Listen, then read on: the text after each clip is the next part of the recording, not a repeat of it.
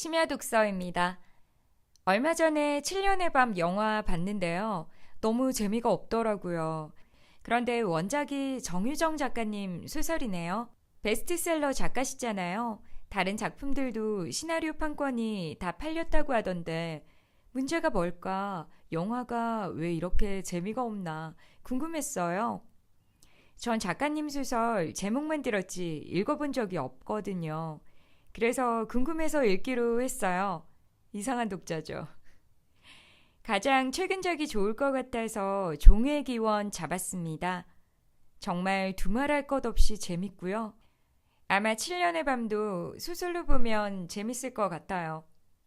종의 기원 이미 출간된 지 2년 가까이 됐죠. 많이 읽으신 책이겠지만 혹시 아직 안 읽으신 분들 위해서 몇 가지 이야기 해보려고 해요.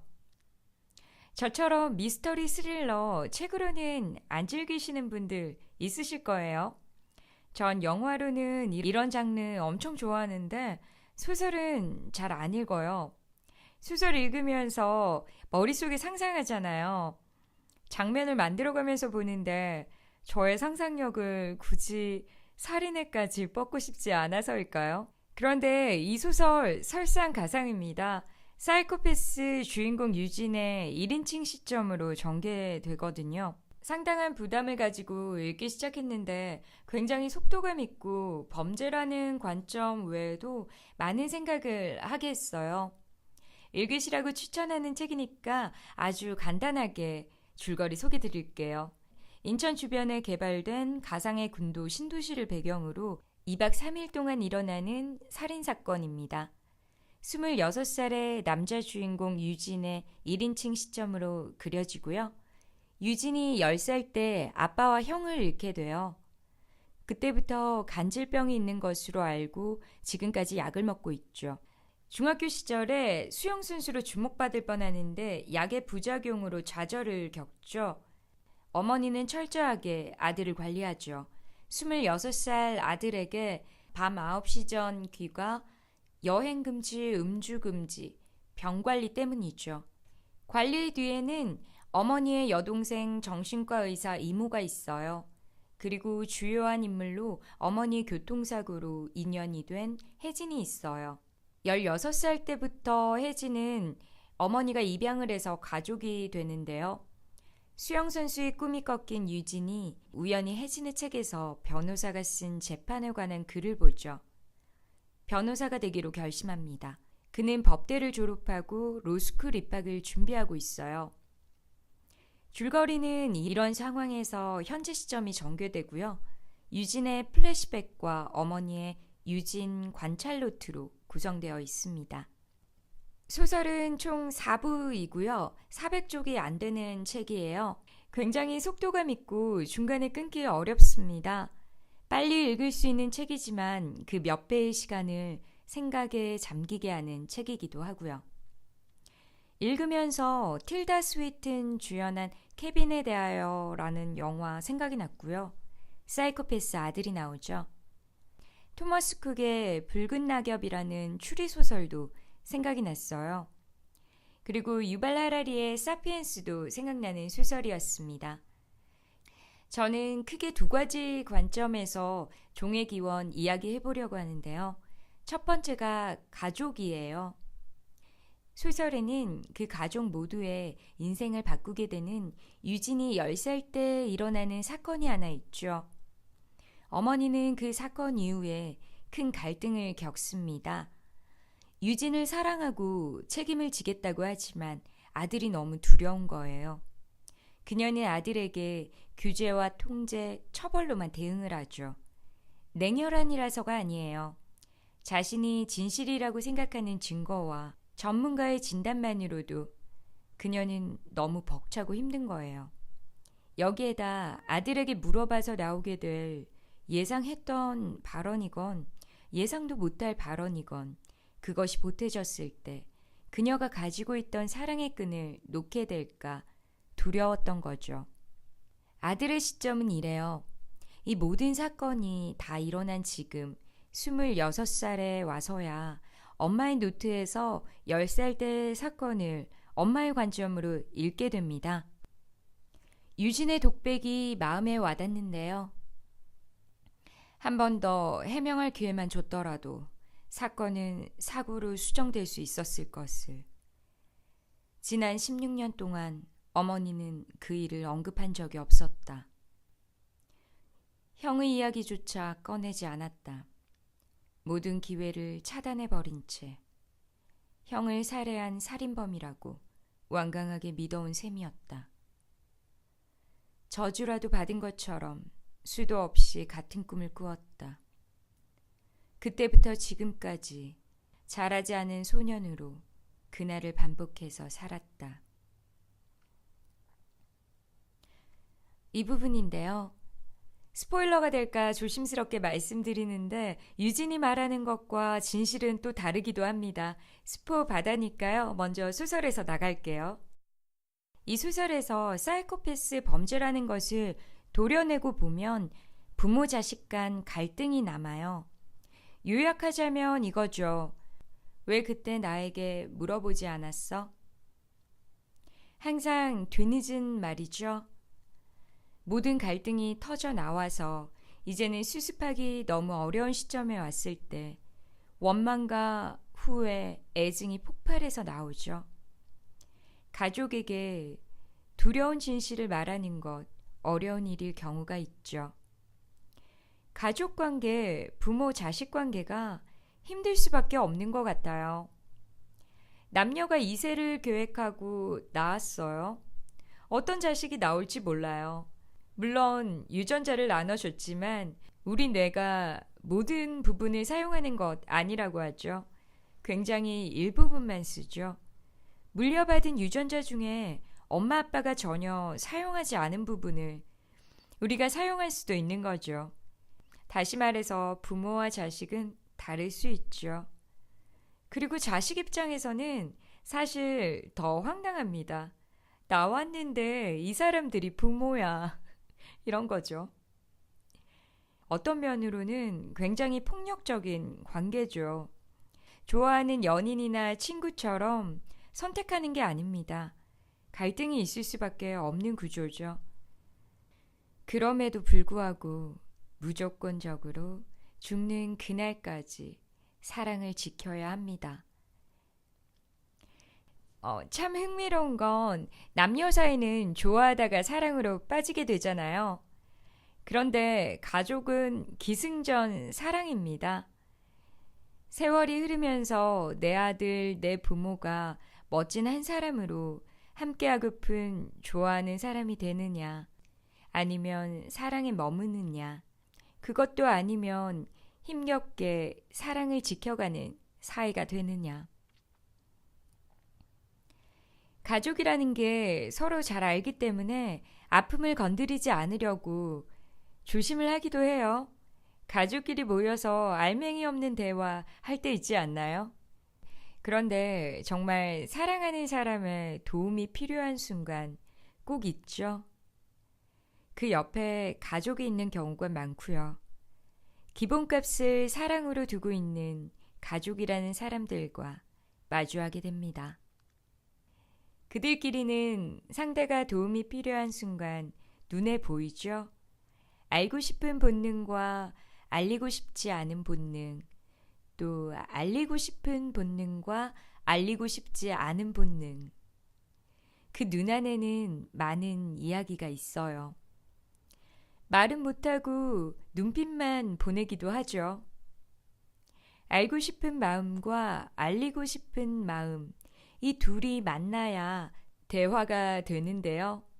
이 본능을 당당하게 표출하는 사람들은 사랑 앞에서 용감한 사람들인 것 같아요. 보통 눈빛 교환만 하고 혼잣말로 네 맘 다 안다 이러고 끝나는 경우 많지 않나요? 말 안 해도 다 안다로 해결될 때도 있지만 가족 간에 부모 자식 간에 연인과도 그렇죠. 대화가 정말 필요할 때가 있습니다. 모르는 게 약이다 라는 말도 있죠. 그런데 어쩌면 그건 자신을 보호하고 싶은 본능과 타인을 이해하는 복잡함을 회피하는 게으름의 다른 말일지도 모릅니다. 때늦은 원망과 후회가 담긴 그때 왜 말하지 않았어를 말하기 전에 눈빛 교환부터 해봐야 하는 거 아닌가 싶어지고요. 혹시 지금 내 가족이 할 말이 있을지도 모르고요. 사랑의 호르몬이라고 하죠. 옥시토신 연구를 보면 사랑하는 사람의 눈을 마주치면 심지어 사랑하는 반려견과 눈을 마주쳐도 강아지든 사람이든 옥시토신 농도가 올라간다고 하네요. 그 농도가 올라가면 공감 능력도 올라간다고 해요. 그런데 이게 식욕 억제 효과가 있다고 하네요. 다이어트 하시는 분들 사랑하는 사람의 눈을 보세요. 이렇게 가족과 눈빛 교환하면서 적절할 때 필요한 대화 가져봐야 하지 않을까 생각하게 됩니다. 지금까지 따뜻한 대화였다면 두 번째 생각은 포식자였는데요. 주인공 유진은 사이코패스 중에서도 먹이사슬의 정점에 있다고 정신과 의사 이모가 말하는데요. 소설 제목 종의 기원이잖아요. 작가의 말에 보면 이런 부제가 있어요. 인간은 살인으로 진화했다. 진화 심리학자의 말을 인용하고 있는데요. 인간은 악하게 또는 선하게만 태어난 것이 아니다. 인간은 그저 생존하도록 태어났고 생존과 번식을 위해서 진화 과정에 적응해야 했다. 선 또는 악으로는 살아남을 수 없었기에 선악이 공진화했다. 그들에게 살인은 유전자 번식의 성공, 즉 경쟁자를 제거하고 문제를 해결하는 가장 효율적인 방법이었다. 이 무자비한 적응 구조 속에서 살아남은 생존자들이 우리의 조상이다. 우리가 잘 알고 있는 선이란 사실이죠. 인류가 생태계에서 하나의 종이라는 사실, 그리고 200만 년 전부터 1만 년 전까지 다양한 인간종이 살았다고 하죠. 호모 사피엔스, 네안데르탈인, 호모 에렉투스 많았죠. 그중 지금의 인류 호모 사피엔스가 우리의 조상인 것으로 알고 있죠. 지금 현재로서는 우리의 친척들은 사라졌습니다. 친척이 없는 유일한 종이라고 하죠. 간단히 말하면 엄청난 학살이 있었을 거예요. 사실은 같은 종끼리만도 아니죠. 우리가 생태계 피라미드에서 중간 어디쯤 있었을 때는 우리보다 강한 포식자들이 먹고 남긴 음식을 먹고 살았죠. 그러다 불을 다루게 되면서 먹이사슬의 정점으로 점프하죠. 그 당시를 상상하면 우리가 가는 길엔 불바다와 살쾡이 난무했을 거예요. 화전농업으로 다른 종들의 서식지를 빼앗고 힘을 휘둘렀겠죠. 어릴 때 개미나 잠자리 괴롭히면서 놀아보신 적 있으신가요? 저만 대자연에서 자랐나요? 어느 순간부터 이런 행동은 그만두죠. 잔인한 일이라는 걸 알게 되죠. 그런데 지금 성인이 된 우리 어때요? 영화 옥자를 보고도 며칠 후면 마트 식욕 코너 앞에서 포장고기 보죠. 오늘은 뭐 먹지? 반려동물 예뻐하면서 여름엔 보양식이지 하는 아빠를 사랑합니다. 제 자식 사랑하면서 완전식품 달걀도 애용하죠. 양떼 목장에서 추억을 만들고 동료들과 양고기엔 칭따오를 외치죠. 우리는 선한 포식자가 되고 싶은 아이러니한 존재일까요? 아시죠? 사이코패스라는 말이 범죄자나 살인마와 같은 말은 아니라는 거. 사이코패스의 유전적 소견을 보면 전두엽의 기능이 떨어지는 사람들이라고 하는데요. 그것이 타인의 희로애락을 봤을 때 비슷한 감정을 느끼게 하는 부분이기도 하죠. 또 감정을 조절하는 기능도 하고요. 그렇다면 친환경적인 테두리 안에서 생활하는 인지 기능에는 문제가 없고 오히려 평균 이상의 지능을 가질 수도 있는 학력이 높을 수도 있겠죠. 단지 타인의 감정을 느끼지 못하는 냉혈한도 있겠죠. 그런 사람들을 화이트 컬러 사이코패스라고 칭하는 연구자들도 있다고 합니다. 최고 경영자들에게도 나타난다고 하죠. 우리 가끔 청문회 나온 정치인들에게도 느낄 때 있고요. 가끔은 아주 쉽게 볼 수도 있을 거예요.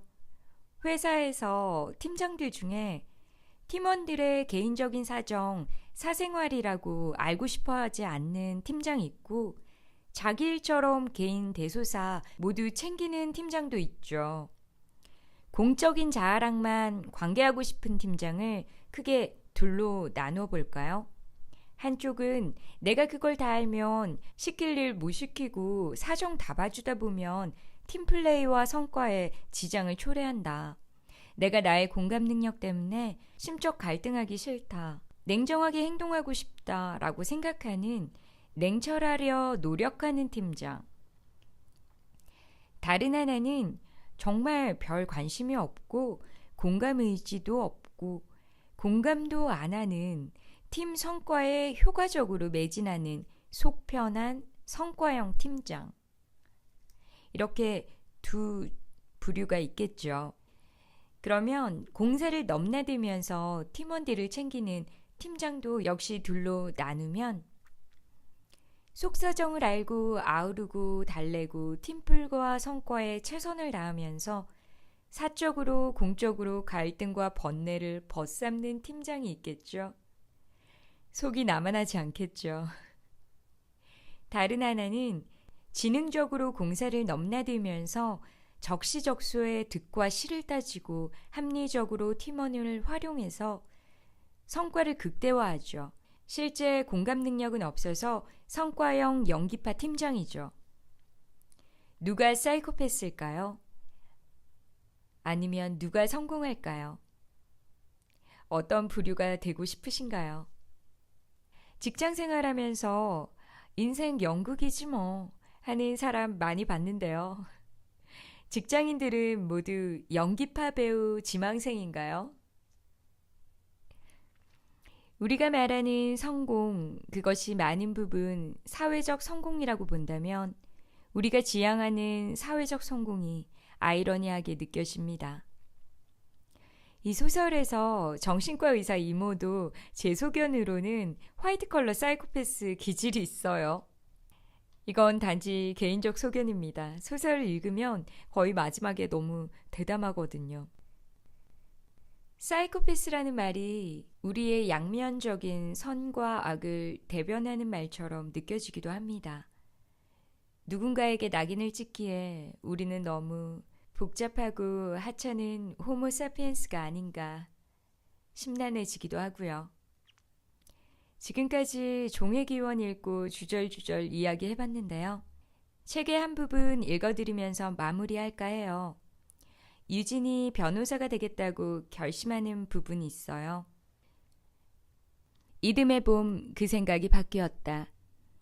혜진의 방에서 우연히 들춰보게 된 책 속의 한 문단이 나를 흥분시켰다. 재판에는 두 가지 차원이 얽혀 있다. 검찰이 제시하는 증거가 유죄 여부를 판단하는데 충분한가의 문제가 그 첫 번째이다. 그것은 도덕과는 아무런 상관이 없다. 유죄 여부를 판단하면서 목사처럼 접근할 수는 없는 노릇이다. 피의자가 범인이라는 게 확정되었다면 형량을 얼마로 봐야 하는가가 두 번째 문제이다. 범인의 범죄가 얼마나 위중한 것인지, 그에 알맞은 형량은 어느 정도인지 판단하는 일에는 언제나 도덕이 끼어들기 마련이다. 이때 중요한 것은 그 사람이 어떤 인생을 살았는지 알아보는 것이다. 인생에서 어떤 경험을 했으며 어떤 문제를 갖고 있었는지 살펴봐야 하는 것이다. 40년 결혼 끝에 아내를 도끼로 찍어 죽이고 토막낸 명망 있는 의사. 2번이나 은행을 털고도 법의 선처를 받은 운 좋은 도둑놈. 남동생을 욕조에 눕혀 죽이고 자기도 목을 맨 아름다운 첼리스트. 이런 사람들을 변호했다는 한 변호사가 쓴 책이었다. 그의 말을 나는 이렇게 읽었다. 도덕이란 말이 되는 그림을 그려보는 것이다. 이후 비슷한 분야의 책들을 찾아 읽기 시작했다. 점점 그림 그리기에 흥미를 느꼈다. 어쩌면 어머니 앞에서 나를 제대로 변호하지 못한 것이 분했는지도 모르겠다. 아니면 도덕에 관한 새로운 관점이 마음에 들었던가. 아무려나 중요한 건 수영 말고도 재미있는 무대가 세상에 또 있다는 점이다. 어느새 나는 전 국민의 공분을 사는 사건이 발생하면 그에 보이지 않는 변호사가 되어 이런 생각들을 하고 있었다. 나라면 이 부분의 색감을 좀 손볼 거야. 고지고대로 표현한다고 다 그림이 되는 게 아니라고. 물론 그림은 아무나 그릴 수 있는 게 아니었다. 물감과 붓을 들고 승부가 벌어지는 무대로 들어가려면 먼저 변호사가 돼야 했다.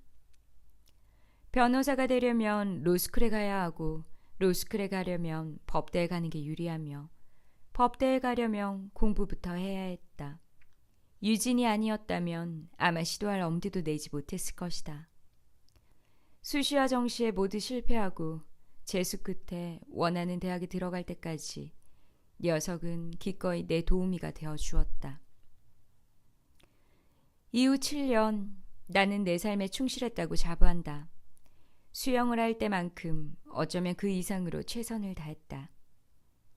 그 빛나는 결과를 받아든 오늘 나는 다시 운명이 보낸 자객 앞에 목을 내밀고 앉아있다.